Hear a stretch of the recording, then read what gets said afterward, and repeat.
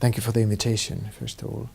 It might be interesting for all member states and all viewers to see the difference that we are talking about two separate, logically consequent intergovernmental negotiation processes.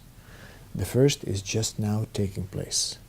The first has a mandate and task of setting the political goals, setting the level of aspiration,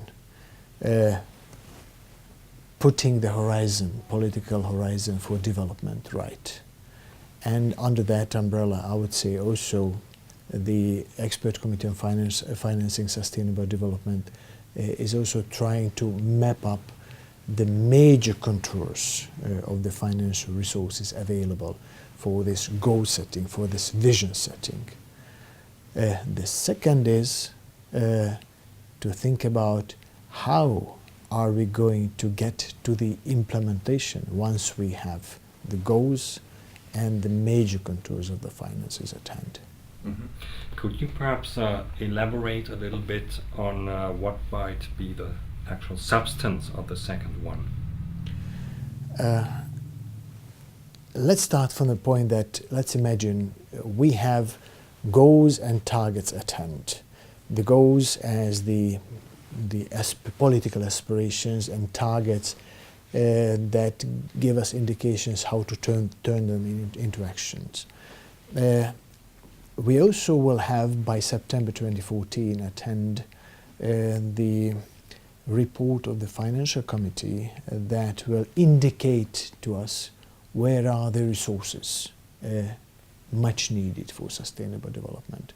So the first synthesis must be done on the basis of the two, plus adding technological cooperation, and that will come in the form of the Secretary General's report that will kick off the second intergovernmental negotiations. So what will be the main task of that second lap of big, long intergovernmental negotiations? First of all, to bring much closer the political goals and the finances. In that year, we need to design a process management, which was not available in the case of the MDGs. Process management starting from how to collect data, what kind of data we need, how to manage data, and how to manage the whole process of the 15 years.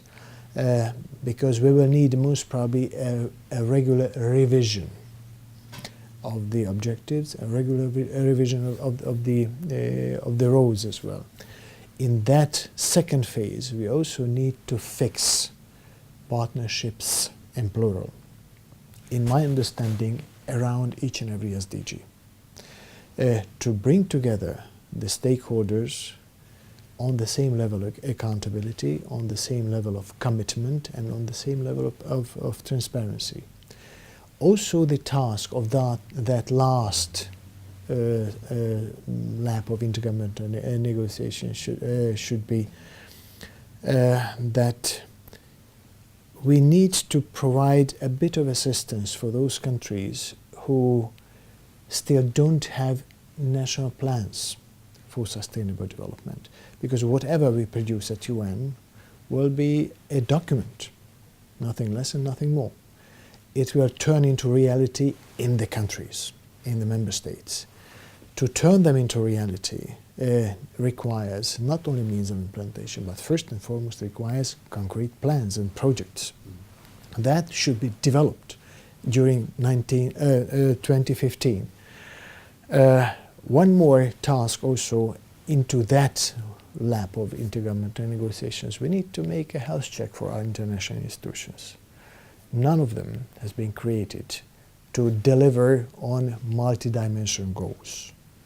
So there might be a little bit of homework for all our agencies and international institutions. And last but not least, it's a difficult issue because time-wise it does not fit. We know that one of the big game changers why we need to shift for sustainable development is climate change. But the climate change negotiations are going on a separate track, and will hopefully come to a fruition in December 2015.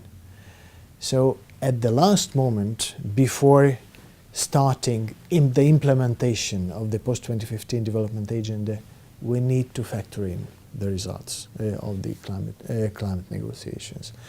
It is a huge task for the second intergovernmental negotiations.